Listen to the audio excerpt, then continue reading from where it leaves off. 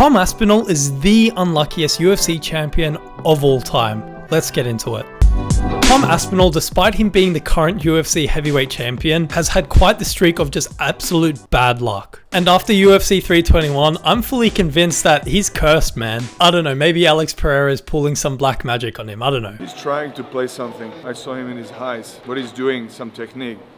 Doesn't matter. But when I really started looking into his career, this hasn't just been a one-off event. This has been a repeating pattern throughout his entire MMA career, particularly in the UFC. Tom Aspinall was born into MMA. His dad, Andy Aspinall, was a jiu-jitsu coach, so he's been involved in this sport since he was a kid. It's almost like his entire life led to this moment. The first theme I want to talk about is the unluckiest rise in the UFC. When Tom Aspinall was signed to the UFC, his debut got delayed because he had signed during the pandemic, which completely froze his progress for almost a year. He ended up debuting in the UFC in 2020, and off this single performance alone, he became the UK's next great hope. Every performance seemed to be flawless, and when you would tune in to watch one of his fights, you knew it was going to end quickly. He was one of the fastest heavyweights we had ever seen in the UFC. He had crisp footwork and just lightning speed hands. And then he finally gets his first real test against Curtis Blades in London. He wasn't born in London, but this was still his home crowd. And then in the first 15 seconds of the first round, his knee explodes. A tragedy that is. Come on bro, how unlucky do you have to be? These 15 seconds literally changed the trajectory of his career, which leads me into the next theme, the injury curse. This ACL tear wasn't just bad luck, it was universal bad timing. As I said, he was fighting in his home country in front of a home crowd, and this was his first main event. This ended Tom Aspinall's undefeated 5-fight winning streak, which is so unfortunate because it wasn't even a real loss, it was an injury. I don't think this derailed his hype, but it definitely made people look twice because like I said, this was his first test in his career. Following this, he would miss an entire year out of his career, being sidelined at the exact moment he was supposed to break into title contention. And during this time while he's injured, the entire heavyweight division collapses. Francis Ngannou leaves, Stipe just disappears, and then the entire Jon Jones circus begins where he moves up, beats Cyril Gane by a chicken tap. During this time, Tom Aspinall himself said that this was one of the lowest points in his entire life, and I don't blame him. It's almost like as soon as he starts getting close to his peak, the MMA guys just pull him back. This next theme I want to talk about is the Phantom Belt era. This is where the curse story starts to get a little bit funny and also just frustrating for him. After being sidelined from a brutal injury, an injury that a lot of athletes don't ever fully recover from, he comes back and just absolutely bulldozes Marcin Tybura. Following this, the UFC sets up Tom Aspinall versus Sergey Pavlovich for the interim heavyweight title. If you guys remember, this was because Jon Jones had tore his pec and was going to be out for at least a year.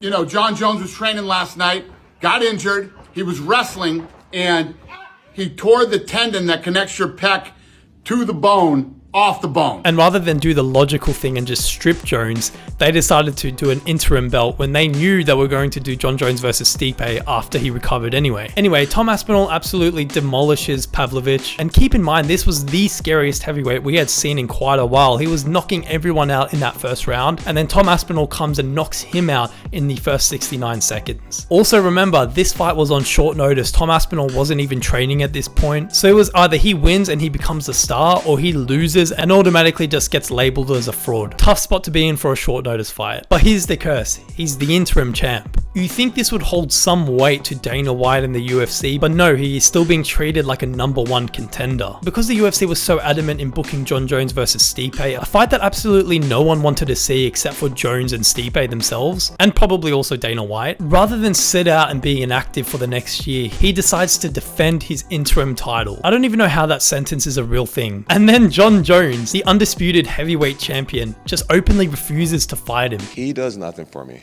7 years younger, like 35 pounds bigger than me. But for me, if you were my manager, if you were on my team, why not fight against Pereira, a guy who's the same age as you? Business-wise, it makes more sense. Fight the nobody that may be more dangerous, or fight the guy with all the accolades. This is so crazy looking back at now, because it's like, imagine if Islam Makhachev wins the welterweight title and then just refuses to fight any of the contenders there. Doesn't even retire, just says he's not going to fight anyone. Everyone would be going off their heads. So now we've got a champion defending a belt that technically just didn't exist because the real champion just didn't want to fight him. Jon Jones was being openly protected by the UFC by giving him this Stipe fight and by not forcing him to either vacate or or fight Tom. This again here delayed Tom Aspinall's career by over another year. He was injured for a year, had to fight for an interim belt twice, and then just avoided by Jon Jones. So that's 3 years of his prime career just gone. This next theme is when luck becomes cruel. Just when it seems like things were starting to go his way, Jon Jones finally retires, Dana White stops love bombing Jon Jones, and Tom Aspinall gets promoted to the undisputed heavyweight champion. But then UFC 321 happens. He gets eye-poked in the first round, the fight's over, and immediately in the post-fight press conference, Dana White starts implying that he quit. I mean, he had Tom bloodied up. Tom didn't want to continue in the fight, so I think everybody was sleeping on Cyril Gane and sort of wrote him off. He literally could not see out of his eye, and still a week later can't see out of his eye. Having not done anything wrong in this situation besides protecting his own health, a big portion of the UFC fan base and your own boss are calling you a quitter and saying that you were scared because you were losing the fight, which is absolutely insane to say considering this guy had finished every single fight in his UFC career so far. After coming off 3 years of inactivity sprinkled with a couple of fights here and there, to now finally getting your moment to shine, but you get eye poked in your first title defense and the fight is called off. Insane bad luck, man. If you thought this was it, no, the bad luck continues, which is the next theme, the Aspinall honesty problem. Last week I made a video talking about this, about how Andy Aspinall, Tom Aspinall's father, is too honest for his son's own good. I have a crazy amount of respect for Andy and for Tom. I met both of them and did videos with them, but I've got to call it how I see it, man. Andy Aspinall saying the things he has openly been saying about the UFC is one of the dumbest decisions you could have made for Tom's career. Andy Aspinall publicly calling out the UFC for how they treated Tom during the interim belt situation, and then also recently saying that he doesn't want Tom to re-sign to the UFC after his 3 fights is up on his contract. There's 3 more fights on the contract now. Okay. And I don't want to sign a new contract. Okay. Personally, So- boxing for sure. The money is More money. Yeah. more money. Why? Just completely backfired on Tom, because I guarantee you Dana White has been seeing these interviews and is probably thinking that once Tom Aspinall finishes these 3 fights, he's going to ditch the UFC. Especially because Dana White is quite paranoid when it comes to the heavyweight division. If you look at the history between Dana White and his heavyweight champions, he's always publicly feuded with them. Francis Ngannou is the biggest example that comes to mind, but then even with Stipe was publicly complaining about the pay. One thing that a lot of people noticed was that you took the title from Dana and you handed it to the coach and had him wrap it around your waist. Can you explain the thought process there? If he respects me, I respect him. End of story. And then not to mention Tom Aspinall openly saying that he would not fight his friend who was ranked number 9 in the division. Well, now I've done it, I would be like, I'll vacate it and he can have his time. Really?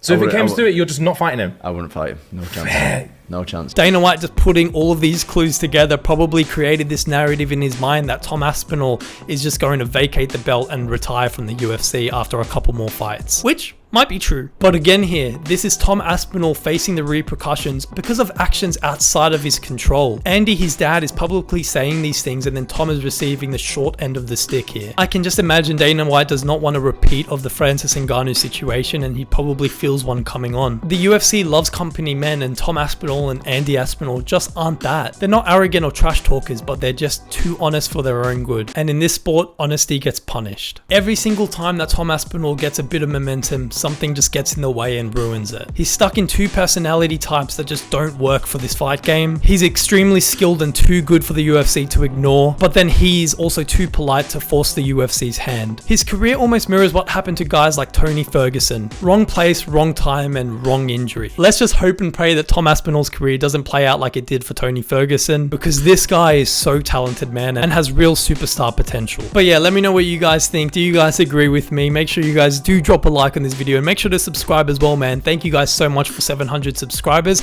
and I'll see you in the next one. Peace.